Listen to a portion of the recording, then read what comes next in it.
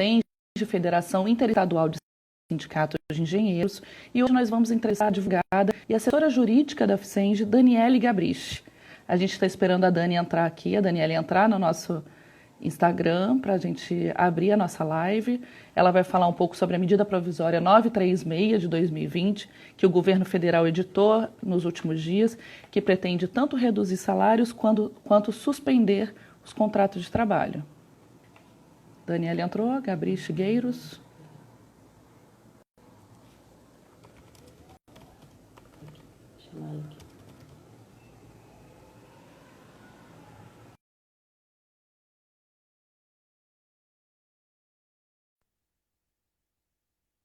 Dani, Camila, me ouve? ouço, todo mundo está me ouvindo? Vocês estão me ouvindo? Estamos te ouvindo sim. Muito obrigada pela presença, Daniele. Eu já estava aqui falando com o nosso público. Daniele Gabriche é advogada, assessora jurídica da FICENG, Federação Interestadual de Sindicatos de Engenheiros, também é professora da PUC-Rio, da UFRJ e conselheira da OAB. Muito obrigada pela sua presença, Daniele. Eu que agradeço, Camila, muito obrigada. Tema mais do que Bem, relevante. Eu também tenho algumas ideias para trocar, tenho dúvidas também. A gente só tem feito estudar desde que isso tudo começou, né? Além de se cuidar. Então, estamos aí abertos a mais um debate. que bom. O governo federal editou recentemente a medida provisória 936, que pretende não apenas reduzir os salários, como também suspender o contrato de trabalho. No entanto, o Partido Rede e Sustentabilidade entrou com uma ação direta de inconstitucionalidade no STF e logo em seguida a FICENG protagonizou um amicus curiae no STF. E o ministro Lewandowski deferiu parcialmente a liminar em favor da ADI. Eu queria que você falasse, Daniele, um pouco do protagonismo da FICENG nessa atuação e o que significa esse amicus curiae no STF, por exemplo. Então, Camila, a importância disso tudo é essa tentativa de exclusão dos sindicatos, das entidades sindicais de modo geral, de decisões muito relevantes para o país, ela, infelizmente, tem sido uma constante, pelo menos desde 2016. Nós passamos por uma reforma imensa na consolidação das leis do trabalho e que essa reforma buscou cortar, não só cortar o financiamento sindical, as formas de sobrevivência das entidades sindicais, do ponto de vista financeiro mesmo, como buscou também retirar as entidades sindicais de decisões importantíssimas para a vida dos trabalhadores e trabalhadoras brasileiros, né? Quando dá importância, quando dá ênfase a, por exemplo, quando exclui a possibilidade ou dificulta a possibilidade de fiscalização pelo sindicato das homologações sindicais, que deixam de ser feitas nas entidades sindicais. Por exemplo, quando nas negociações valoriza ou valida normas que são contrárias à própria Constituição ou que são contrárias a normas de segurança e medicina do trabalho, com aquele rol amplíssimo que foi incluído no artigo 611-A da CLT, que o mais grave, né, é que traz a possibilidade do trabalhador individualmente considerado negociar todo aquele rol de direitos que estão ali explicitados no artigo 601-A, que deveriam, né, serem trabalhadores que também estariam protegidos pelas entidades sindicais, né? São considerados aí, a mídia tem chamado esses trabalhadores de trabalhadores hipersuficientes. Então, eu pego esse gancho para falar da relevância da interpretação que deu o ministro Ricardo Lewandowski a esse dispositivo da medida provisória. Então, as diversas medidas provisórias foram uma sequência, uma outra, né? Essa também não foi diferente, buscaram, e essa buscou também, retirar as entidades sindicais desse diálogo social que deveria haver neste momento de crise sanitária, dessa gravíssima crise que nós estamos passando e que nós não sabemos qual é a data exata de que ela vai terminar, né? Não temos como adivinhar como é que vai terminar essa pandemia, mas com certeza as entidades sindicais têm sido escanteadas e têm uma experiência vastíssima no equacionamento de conflitos. A verdade é que, ao contrário desse receio que o empresariado vem demonstrando, na mídia pelo menos, né, a gente não sabe exatamente, mas é o que a gente vem lendo por aí, né, da preocupação que parte do empresariado tem de dialogar com os sindicatos. Ao contrário, eu teria dizer para eles, né, que se querem segurança jurídica, já deveriam estar dialogando com as entidades sindicais. Tenho certeza que as soluções pontuais, né, que porventura fossem pensadas em conjunto, seriam menos dolorosas, mais criativas, se esse diálogo já estivesse sendo aberto. A medida provisória, ela traz medidas bastante drásticas, ela faz a previsão, né? Ela se chama Programa Emergencial de Manutenção do Emprego e Renda. Com esse nome, ela traz a possibilidade de redução de salário com redução de jornada e de suspensão do contrato de trabalho. Então, a suspensão do contrato implica em não trabalho, mas também não recebimento de nenhum salário. E faz essa previsão autorizando que o acordo individual seja o instrumento que viabilize essa redução de salário com redução de jornada ou a suspensão de contrato. Faz aí tem salários acima de 3.135, né, até 2 limites da Previdência Social, do teto da Previdência Social, que vai dar em torno de 12.200 e alguma coisa, diz que essas pessoas, então, né, quem estiver nesse espaço, né, entre 3.000 e pouco e 12.000, esses teriam que fazer essas eventuais medidas de redução de salário com redução de jornada e suspensão de contrato por meio de negociação coletiva, né? Salvo se limitado a uma redução de 25%. Aí também para esse é autorizado o acordo individual, como se 25% fosse uma quantia, fosse um percentual irrisório. Não é. 25% do orçamento de uma família, nós sabemos que grande parte dos trabalhadores e trabalhadoras brasileiros não trabalham só para si, trabalham para um grupo familiar, trabalham às vezes para um grupo social, bastante importante ressaltar isso, a pessoa raramente trabalha só para ela. Então, retirar do orçamento 25% é um percentual bastante importante, né? Então, também deveria estar aí esse grupo abrangido pela negociação coletiva. Os engenheiros se inserem também num pedacinho desse grupo, porque o piso salarial fixado pela legislação dos engenheiros, a Lei 4.950-A, vai fixar um valor, não é, para o salário de 8 horas, que vai estar, assim, segundo a jurisprudência, nós defendemos que esse valor é de 9 salários mínimos, mas ainda que se entenda com valor menor, de 8,5 salários mínimos, vai dar aí 8.802, 8.800 e alguma coisa, a gente estaria aí dentro dessa faixa também, né, dentro do mínimo, até 12.000 e pouco, dentro dessa faixa de que esse limite de 25% poderia ser negociado por meio de acordo individual também. Então, isso é muito grave, porque é um percentual bastante importante do meio de vida, né, de uma família toda para sustentar. Bom, então a Rede Sustentabilidade ajuizou uma ação direta de inconstitucionalidade, questionando esse dispositivo, entre outros, mas esse bastante relevante, que fere a Constituição, ao nosso ver também.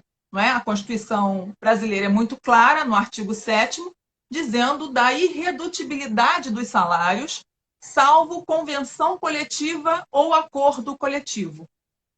Francamente, não vemos como se ter segurança jurídica em adoção de medidas que desconsiderem o texto constitucional tal e qual está escrito.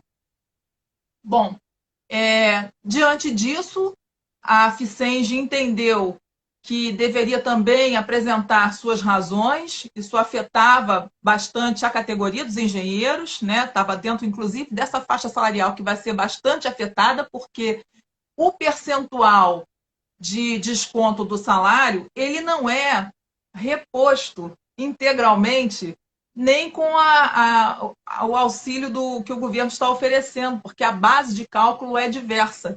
O desconto se dá com o percentual do salário que a pessoa recebe.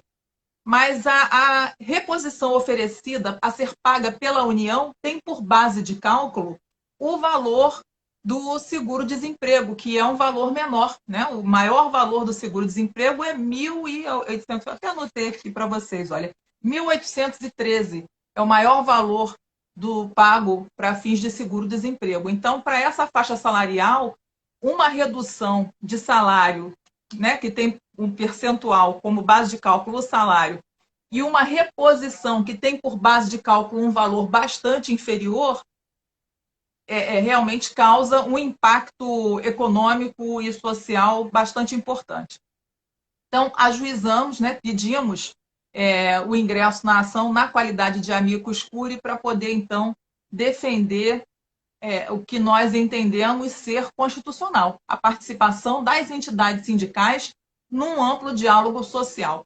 Eu lembro, Camila, quando eu estudava quando eu era estudante de direito, tem um livro antigo, clássico, chama Os Princípios de Direito do Trabalho. O autor chama Américo Pla Rodrigues, é um uruguaio. E o Américo Pla Rodrigues, lá pelas tantas, ele diz, olha, é justamente quando chove que nós precisamos de guarda-chuva. Então, é justamente nesses períodos mesmo de crise, nos momentos mais difíceis, que nós precisamos defender os direitos fundamentais, para que não caiamos, né? Para que a gente permaneça com relações humanas, para que a gente não desumanize absolutamente as relações de trabalho. Daniele, hoje também a Associação Nacional dos Procuradores do Trabalho entraram também com amicus curiae, reforçando a tese da negociação coletiva também, né? Mas, por exemplo, um trabalhador, estamos recebendo perguntas aqui, podem escrever nos comentários que nós faremos para a Daniele. Um trabalhador que, por exemplo, o patrão chegue e queira reduzir o seu salário ou mudar o seu acordo coletivo, o que ele deve fazer? É importante essa pergunta, de modo geral, e para nós aqui também no âmbito da FICENG, dos sindicatos filiados. Nós abrimos hoje, acho que você pode falar também de maneira mais organizada aí, Camila, abrimos um canal de comunicação, né? Então, na medida que estamos trabalhando online, estamos trabalhando, estou aqui na minha casa, que é meu quarto, mas nós estamos trabalhando mais do que nunca, porque a presença do sindicato é necessária, o sindicato está de mão dadas, estamos na luta e vamos sim abrir esses espaços todos que a gente tem de comunicação virtual, seja por meio do WhatsApp, seja por meio de e-mail, página eletrônica, né, para receber denúncias, receber questionamentos e esclarecimentos. Para alterar o acordo coletivo de trabalho, é necessário negociar com o sindicato. Aí nem a medida provisória afastou essa possibilidade também não, né? As outras questões, na verdade, o STF marcou a data de julgamento para o dia 16/4. E a nossa expectativa é que os demais ministros do STF respeitem a Constituição, sigam a decisão do ministro Ricardo Lewandowski, que está muito bem fundamentada. Não é? Faz um reconhecimento, inclusive, daquilo que a gente nem precisava dizer, mas em momentos como esse se torna bastante relevante, dizer da diferença estrutural, da desigualdade estrutural entre esses contratantes da relação de emprego, entre trabalhador e empregador, mesmo que seja uma pequena empresa e que esteja sofrendo mais os impactos dessa crise sanitária do que as maiores. Perfeito, Dani. Realmente, nós abrimos hoje pela FICENG um e-mail jurídico@ficenge.org.br para receber denúncias e também questões e dúvidas sobre as atuais mudanças no mundo do trabalho e em relação aos direitos trabalhistas. E, Daniele, como que o trabalhador também pode se proteger, por exemplo, de possíveis retaliações dos empregadores em caso de denúncia ou de organização? é muito importante que se tenha, entre as pessoas também que trabalham, solidariedade. Agora, esse distanciamento, né, em muitas atividades, as pessoas estão trabalhando nas suas casas, em outras isso não é possível, mas em algumas atividades isso é possível, isso já tem acontecido, que esse distanciamento pelo meio de comunicação não seja um distanciamento solidário, afetivo, não é? Nessas relações de trabalho. Muitas vezes as pessoas passam mais tempo com seus colegas de trabalho do que com a própria família, e é necessário assim que os colegas de trabalho estejam atentos também e solidários a isso, né? Geralmente o trabalhador só acontece com o Por... grupo. É, denuncie, converse conosco para que possamos, não precisa ser uma denúncia, pode ser uma denúncia anônima, mas para que a gente possa investigar, para que a gente possa buscar o diálogo com a empresa e, no limite, se for o caso, para a gente leve essa denúncia adiante para o Ministério Público do Trabalho. Se for necessário ajuizar a ação coletiva, também a gente pode estudar o assunto, dependendo do que for. Essa decisão do Lewandowski reforçou um princípio fundamental que os sindicatos já reivindicam historicamente e principalmente denunciavam durante a aprovação da reforma trabalhista, que é o caráter da negociação, da desigualdade estrutural, da assimetria na relação de poder na negociação entre o trabalhador e o empregado. Você poderia falar um pouco mais sobre isso? Poderia. Então, Camila, não só isso, né? Alguns trabalhadores ainda ficam mais vulneráveis ainda. Por exemplo, a medida provisória não resolve o problema do trabalhador que se aposenta e depois retorna para trabalhar. Esse trabalhador não pode acumular o benefício que está sendo oferecido aí pela medida provisória a ser pago pela União. Como fica a situação dessa pessoa? Não é? Isso não está resolvido na medida provisória. Ela tem um prejuízo maior. Ela é do grupo de risco, provavelmente, né? Deve estar tendo um gasto maior com os Uhum. cuidados maiores que ela precisa ter, e é uma pessoa que foi descuidada pela medida provisória. Uma outra lacuna também que a gente pode apontar, Camila, são as gestantes, né? As pessoas não escolhem quando é que vai dar à luz. Então, vai que a pessoa vai nascer nesse período.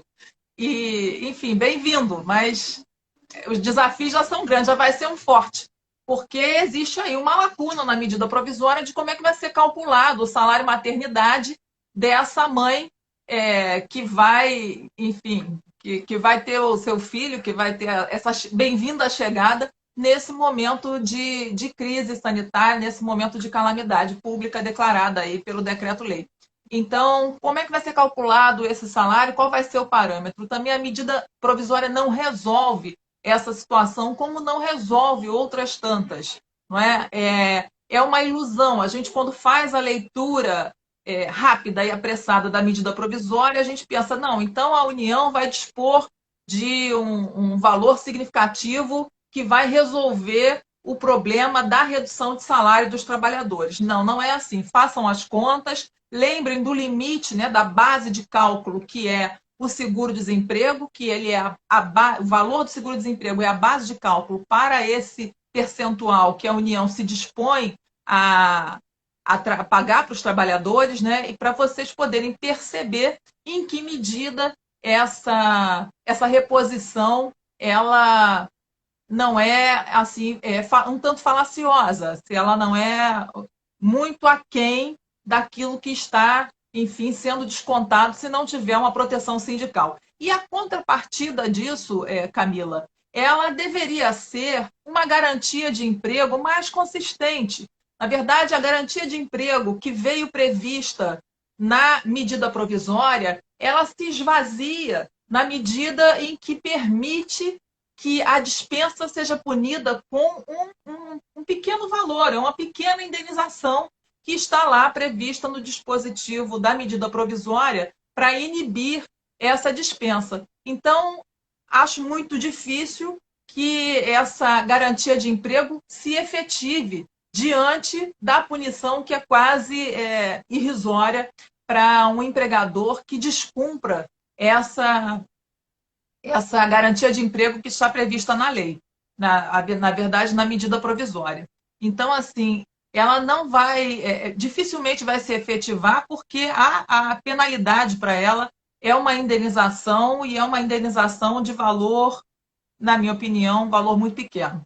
Então, assim, essa desigualdade estrutural é agravada entre nós porque o trabalhador não tem, na verdade, aqui no Brasil, na legislação brasileira, nós não temos uma proteção com relação à dispensa. Na verdade, é do empregador o poder de dispensar empregados sem ter necessidade de justificativa, salvo em alguns casos específicos, né? Se a pessoa estiver doente, tiver com contrato suspenso, tiver de férias, enfim, tiver gozar de alguma das garantias, for membro de CIPA, gestante, enfim, situações pontuais onde se tem a garantia de emprego mais ou menos intensa, mas, de modo geral, o trabalhador pode ser dispensado sem que o empregador precise motivar essa dispensa.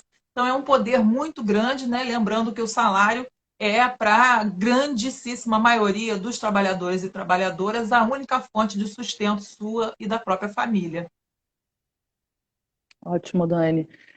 Daniele, eu queria te fazer mais uma pergunta, que é o seguinte sentido: quais são os principais desafios do movimento sindical diante dessa crise da pandemia sanitária e também das mudanças na legislação trabalhista? Porque nós temos visto inúmeras medidas provisórias punindo os trabalhadores, mas também não tem nenhuma contrapartida das empresas. Que contrapartidas também as empresas poderiam dar nesse cenário?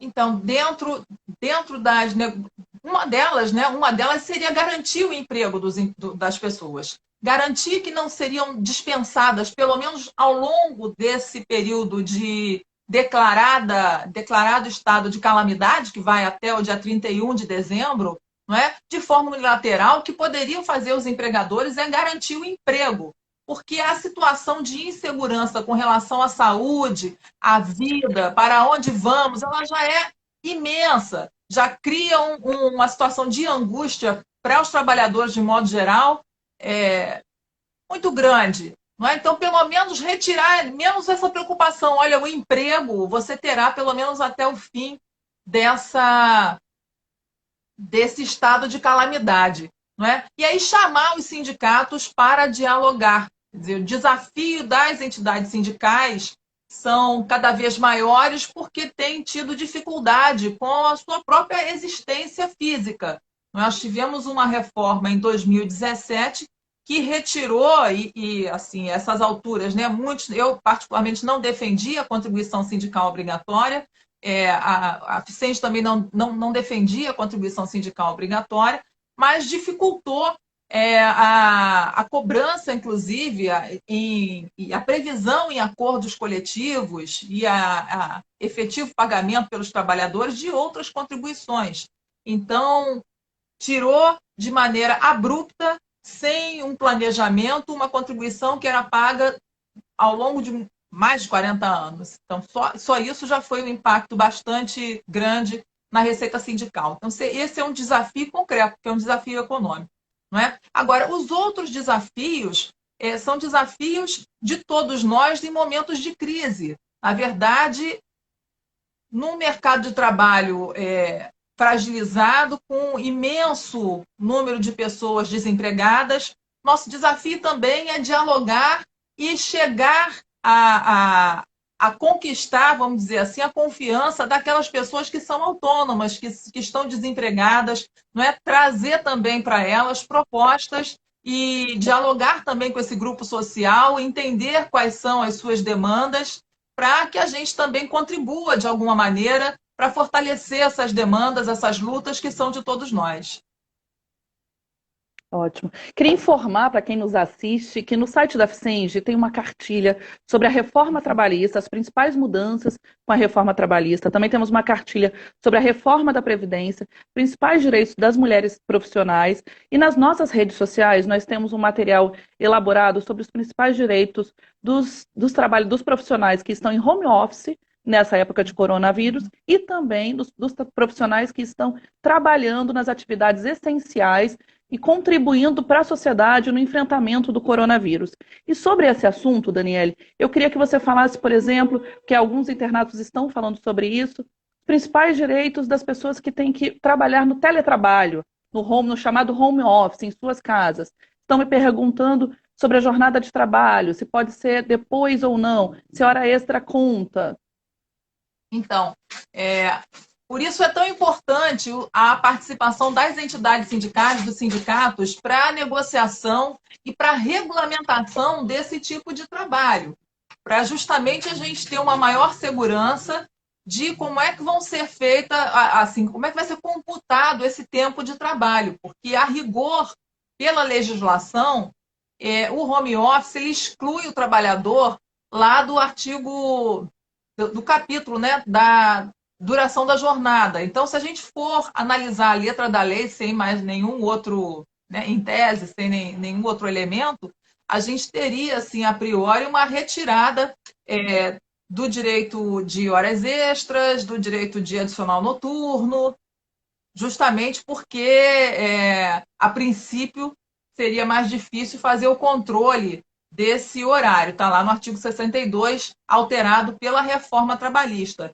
Mas é claro, Camila, que a essa altura nós temos tecnologia para fazer, né, para que se permita que exista um controle de horário. E existindo a possibilidade de um controle de horário, aí sim as pessoas podem sim postular horas extras na medida em que a hora de trabalho ultrapasse o tempo de que a pessoa está trabalhando, ou que seja uma produção tão intensa a ponto de não caber no dia de trabalho. E preservar, né, por meio de acordo coletivo, na medida do possível, preservar e exigir o direito à desconexão, não é? Porque senão nós vamos criar, com certeza, uma geração de trabalhadores adoecidos pela intensidade de trabalho e pela depressão, enfim, por outras doenças, não só físicas, né, por estarem o tempo todo com movimentos repetitivos, talvez não respeitando regras de ergonomia, não sendo orientados, né, porque algumas empresas, quando adotam esse teletrabalho, trazem para o trabalhador a responsabilidade de cuidar desse ambiente de trabalho e dos equipamentos, enfim, da cadeira, da altura da mesa, da claridade, com mais difícil fiscalização, porque afinal de contas a casa é o local inviolável. Como é que faz para o fiscal entrar lá e fazer a fiscalização desse ambiente de trabalho? Então, essas são situações bastante complicadas da vida contemporânea e, por mais esse motivo, o diálogo com o sindicato e o detalhamento dessa regulamentação do trabalho no home office, ele seria importante que fosse feito por uma convenção coletiva, um acordo coletivo de trabalho, para dar maior segurança jurídica para os empregados, mas também para os empregadores, né? Porque aí a situação ficaria melhor esclarecida, ficaria, enfim, melhor explicitada. Dani, agora aproveitando esse gancho que você falou do acordo coletivo, chegou outra pergunta aqui. Em tempos de negociação coletiva, meu acordo estava em negociação coletiva. Como fica o meu acordo coletivo ou a minha convenção? As cláusulas estão em vigência? O que acontece com o meu acordo? Tem que saber qual é a categoria. Veja bem, a reforma trabalhista de 2017... De engenheiro. Então, a reforma trabalhista de 2017 criou um dispositivo para a CLT que diz que veda o que a gente chama de ultratividade, ou seja, a prorrogação tácita das cláusulas sociais enquanto não se negocia novo acordo ou nova convenção coletiva de trabalho. Nos engenheiros, nós costumamos, né, quando chega próximo do fim da vigência do acordo ou da convenção coletiva de trabalho, nós costumamos oficiar as empresas para postular, né, para reivindicar a prorrogação das cláusulas sociais, da vigência das cláusulas sociais, da eficácia das cláusulas sociais e a manutenção da data base. Então, é isso que tem sido feito normalmente, né? Geralmente a gente tem conseguido, na nossa experiência, né, na Ficenge, a gente tem conseguido com que as empresas se comprometam a manter a data base e prorrogar as cláusulas sociais. Mas é sempre importante que a gente faça essa reivindicação porque a reforma trabalhista de 2017 instituiu, né, essa proibição do que a gente chamava de ultratividade. A constitucionalidade desse dispositivo tem sido debatida, mas, por enquanto, ele está aí no ordenamento jurídico. Ok. Não consigo acompanhar todos os comentários, mas queria saudar a presença do presidente da FICENJ, Clóvis Nascimento, Obrigada, da Cláudia. diretora Elaine Santana, do Sindicato dos Engenheiros do Espírito Santo. Muito obrigada. E avisar que depois essa live estará disponível no canal da FICENJ no YouTube, youtube.com/canal FICENJ. Temos mais uma pergunta aqui, Daniela, de Kátia Miranda, que pergunta: quem for demitido dentro desse contexto vai receber todos os direitos trabalhistas, inclusive o auxílio-desemprego? Então, vai receber, sim, dentro desse contexto de crise, né? Desse contexto de. Na verdade, o que se tem discutido, Camila, na doutrina, enfim, com os diversos juristas, é se nesse período as dispensas que ocorrerem em virtude da crise sanitária, porque nem todas as atividades estão, vamos dizer, em crise na crise. Algumas, né, entrega, por exemplo, né, estão fazendo mais entrega do que antigamente. Enfim, tem algumas atividades que estão, vamos dizer, funcionando mais. A maioria, não é? As pessoas estão em quarentena. Então, em virtude da crise, no direito, a gente tem duas figuras, né? Uma que se chama força maior. Então, na força maior, as pessoas recebem as parcelas do contrato, mais da terminação do contrato, normalmente, mas reduzida a indenização de 40% sobre os depósitos do FGTS pela metade, então seria 20%. Tá?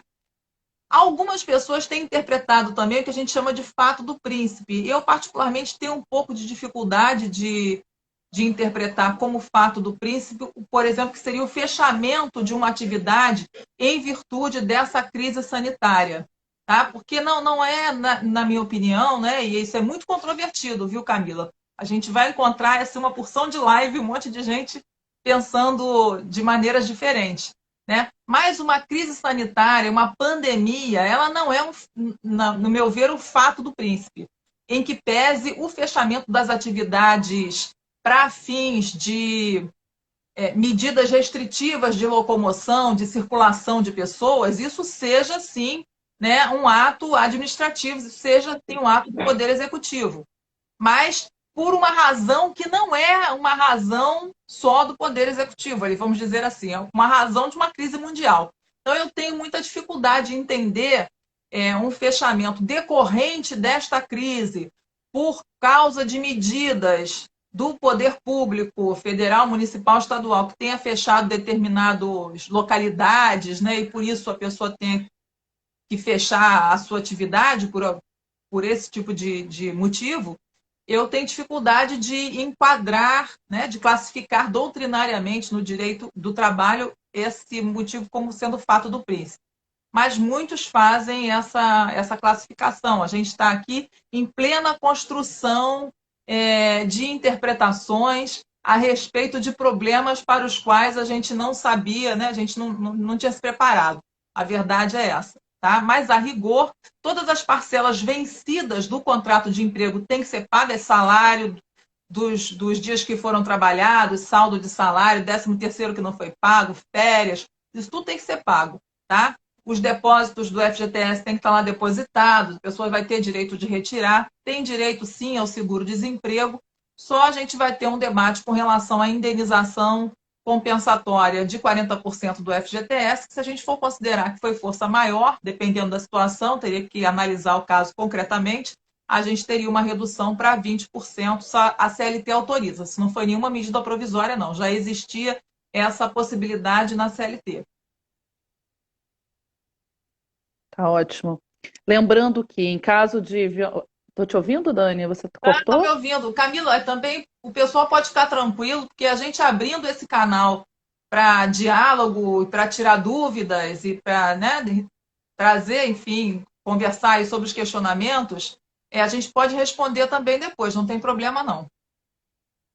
Lembrando a todos que nós abrimos, a FICENJ abriu hoje um e-mail jurídico@ficenge.org.br. Em breve, logo depois dessa live, nós vamos postar no feed do Instagram e no Facebook, também no site, o contato desse e-mail, onde você pode enviar tanto denúncias anônimas, como também perguntas e dúvidas. Queria aproveitar aqui e saudar a presença também do diretor de negociação coletiva da Ficenge, Fernando Jogaibe, e ele tem uma pergunta para você, Daniele. Como seria a entrada dos sindicatos nesse processo? Somente por denúncias? Jogaibe, é uma pergunta que você sabe melhor do que eu responder, porque você é muito atuante, né, politicamente. Como é que o sindicato entra nesse processo? Né? Buscando dialogar com os seus representados, com a base, na verdade. Saber o que está acontecendo na base é importantíssimo. Saber o que acontece nas empresas, se estão adotando ou não, né? Essa medida provisória, ela não se aplica, isso é muito importante também pontuar, a servidores públicos e nem a empresas públicas e sociedades de economia mista. Então, vai se aplicar apenas às empresas privadas. Você tem uma larga experiência aí na CSN, então o que está acontecendo lá? Né? Tem que chamar as pessoas para conversar. Essa proposta já chegou nessas empresas? Em que medida os trabalhadores dessas empresas têm sentido? Né? Porque a proposta, quando ela chega, os trabalhadores no ambiente de trabalho costumam mais ou menos sentir um clima, assim, começa meio um zum, zum, zum, uma fofoca, enfim. Não é? Ou a empresa avisa pelos canais que ela tem também, não é? Para a gente poder atuar junto com os trabalhadores. Né? A gente sempre buscou atuar dessa maneira e não de uma forma assim, iluminista, messiânica, enfim. Não é? Mas é o que nós, a princípio, poderíamos fazer. Né? Chamar o sindicato patronal também para conversar, para dialogar a respeito de soluções criativas, de possibilidades de regulamentação que que sejam menos drásticas, menos dolorosas do que essa medida provisória nesse momento de crise sanitária. Aproveitando agora as pessoas que estão falando de Volta Redonda, vou trazer uma pergunta do engenheiro Mitterhoff aqui. Ele pergunta: o vale alimentação ou o vale refeição continuam sendo devidos? Ô, Hoffman, olha, a gente vai ter que olhar, se tiver previsão no acordo ou convenção coletiva de trabalho, dependendo da previsão, eu entendo que, assim, com segurança, continuarão sendo devidos. A medida provisória, ela fala que os benefícios durante essa suspensão do contrato ou durante essa redução de salário, eles permanecem sendo devidos pela empresa. Tá? Então, assim, plano de saúde nem faria sentido, né? No momento de pandemia sanitária, as pessoas justamente em casa para não ficarem doentes e retirar o plano de saúde. Não vejo humanidade disso, mas também não tem nenhum senso lógico. Então, permaneceria. Eventuais auxílios que sejam assegurados pela empresa, auxílio creche, às vezes auxílio educação, esses benefícios eles permaneceriam sim de acordo com o próprio texto da medida provisória. Mas a gente tem, assim, não faz sentido permanecer o Vale Transporte. Mas, assim, o auxílio alimentação, nós temos, assim, imensa controvérsia entre os juristas, se ele permaneceria sendo devido ou não. Tá? Então, assim, não seria... Não é uma resposta que eu posso dar, não. Com certeza vai ser assegurado que o auxílio alimentação permaneça sendo pago pela empresa. Eu entendo que sim, porque, veja bem, o auxílio alimentação, ele é pago para o trabalho, ok. Mas a pessoa que está em quarentena não está de férias. Na verdade, a gente precisa desmistificar, Camila, a ideia, né? Porque se abriu a possibilidade na medida provisória anterior de se antecipar as férias. Vamos lembrar que antecipar férias nesse período já é um sacrifício para o trabalhador, porque férias é direito a descanso, é direito ao lazer. Confinamento não é lazer. Então, eu não estou dizendo que não seja uma opção razoável antecipar férias nesse período em que as pessoas precisam ficar em casa e que as empresas, né, querem fazer o pagamento, querem preservar o emprego. mas é também o empregado que é submetido, vamos dizer, a férias em confinamento, ele está dando a sua contribuição também, porque ele está dando o seu direito ao lazer, o seu direito ao descanso. Então, é nesse sentido que eu entendo que sim, que o auxílio alimentação ele deve continuar sendo pago sim para as pessoas que estão em confinamento. Não é? Veja bem, não estão de férias, não estão descansando, fazendo alguma coisa que seja do seu prazer, né? Que seja para o seu equilíbrio emocional, para fortalecê-lo justamente para voltar a trabalhar.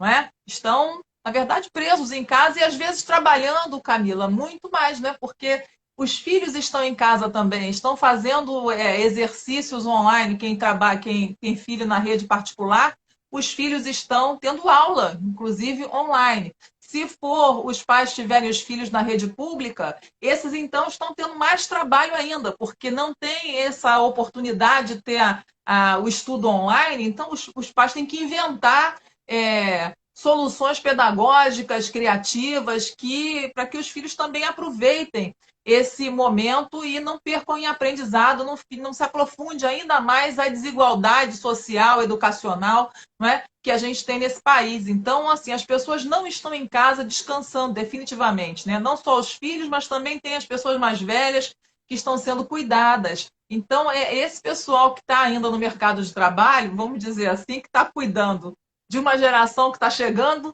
e da geração que está fazendo parte aí do grupo de risco, porque a gente não quer que essa geração se vá tão cedo, né? Vamos ficar aqui com a gente, cuidando de todo mundo no meio desse coronavírus.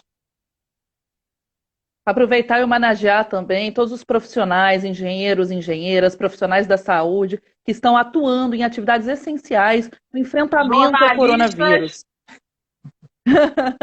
Nesse momento é muito importante esse tipo de atividade e também o acesso à informação, por isso eu também relembro para que as pessoas acessem as nossas cartilhas no nosso site www.ficenge.org.br, onde podem encontrar temas sobre reforma trabalhista, reforma da Previdência, principais direitos das mulheres profissionais, direitos no teletrabalho e também seus direitos trabalhistas nas atividades essenciais.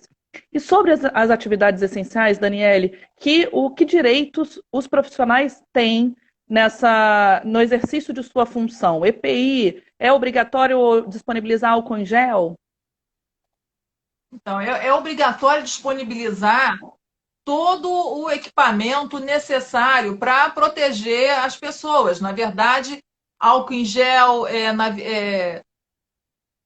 local, né, para a pessoa poder lavar as mãos, fazer a higienização, a sua roupa, dependendo da atividade. Então, a roupa já tinha que ser mesmo trocada e lavada ao sair dependendo de onde a pessoa trabalha, o local já era insalubre, né? Então, assim, a pandemia aumenta, vamos dizer assim, essa insalubridade nesses locais.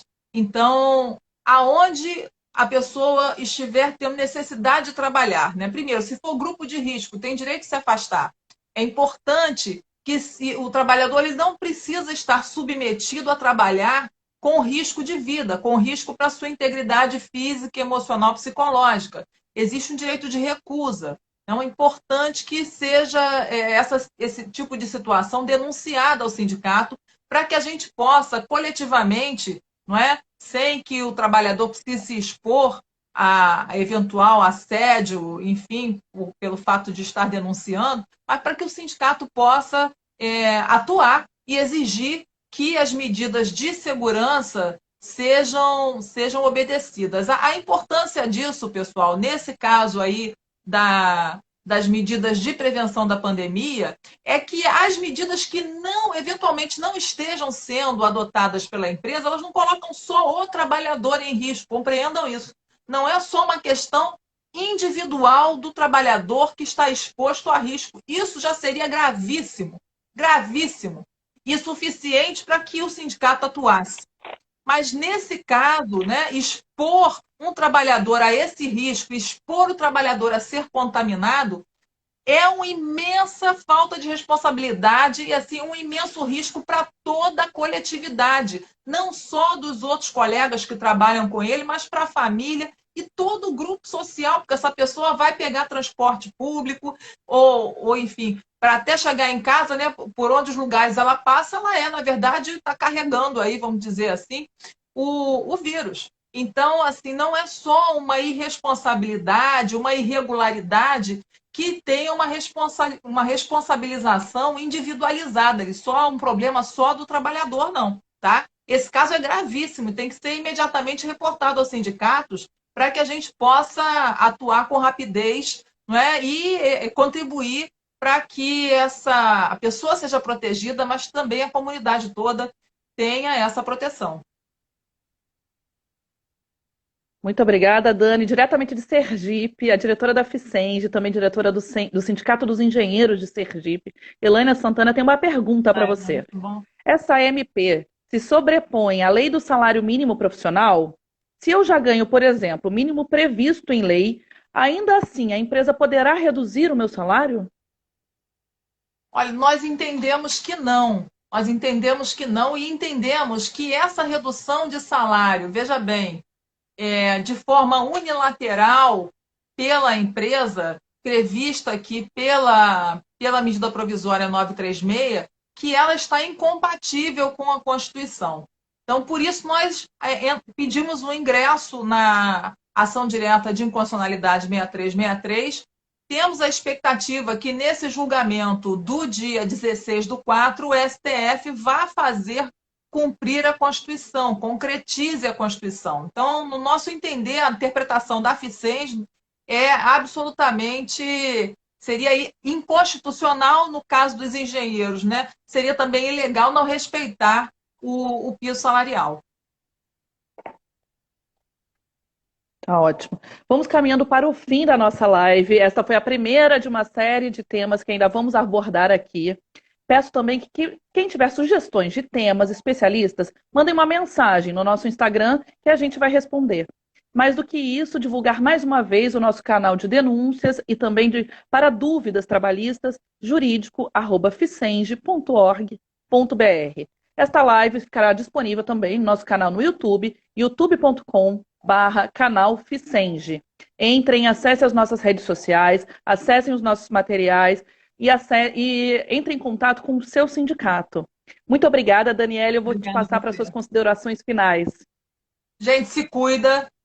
E mesmo se cuidando e ainda se cuidando, vamos para a luta, porque lutar também é se cuidar. Então, não é porque nós estamos separados aqui fisicamente que não tenhamos outros meios de nos comunicar, nos fazer ouvir. Às vezes, soluções muito simples, né? Grupo de WhatsApp. Vamos criar um grupo de WhatsApp, né? Os trabalhadores, para a gente poder saber o que está acontecendo no local de trabalho, para a gente poder debater. E ouvir também deles, porque também, né, a pessoa que está trabalhando melhor do que ninguém sabe resolver os problemas, que sabe quais são os problemas que existem, muitas vezes sabe resolver esses problemas. Né? Então, tem as melhores propostas. A gente aprende muito quando a gente vai dialogar com o pessoal no local de trabalho ou consegue alguma forma de conversar. É conversando que a gente se entende. Eu tenho, na verdade, Camila, esperança de que os empregadores brasileiros, patrões, que querem, francamente, né, preservar os empregos, sobretudo empresas pequenas, Camila, acontece muito a gente ter uma relação afetiva com os empregados, porque existe pouco distanciamento, pouca hierarquia, né? Nos lugares menores, as pessoas se encontram mais. Então, às vezes, tem até uma relação de carinho, de consideração. São seres humanos, vamos lembrar disso se relacionando. Então, se querem ter assim, uma relação de segurança jurídica, de consideração humana por aquele que trabalha contigo lá na pequena empresa, procure o sindicato, faça uma negociação coletiva, porque você vai ter uma situação mais confortável, uma previsibilidade maior, uma menor tensão, né? Vocês vão ver que vai diminuir a conflitividade no ambiente de trabalho pelo simples fato do diálogo aberto com os sindicatos. É lamentável que esse governo, aliás, enfim, é lamentável que esse governo, no meio de uma crise dessa, não abra um amplo diálogo social com os principais atores, não é? Para se chegar aí a um equacionamento menos dramático para a crise que já está acontecendo e que, segundo notícias que a gente assiste aí o dia inteiro, podem ser agravadas. né? Entendo que muitos trabalhadores têm dado aí um ensinamento elementar de solidariedade. Eu vejo aqui perto da minha rua o pessoal distribuindo detergente com água para o pessoal morador de rua, pessoas entregando cesta básica, pessoas que colocam máscara e vão lá oferecer comida, né? Conversei outro dia com a Eliana lá da Maré. O pessoal da Maré tem feito um trabalho assim primoroso de distribuir quentinhas para as pessoas que, inclusive, são esquecidas mesmo, né? As pessoas que moram na rua, não tem aonde ir, enfim.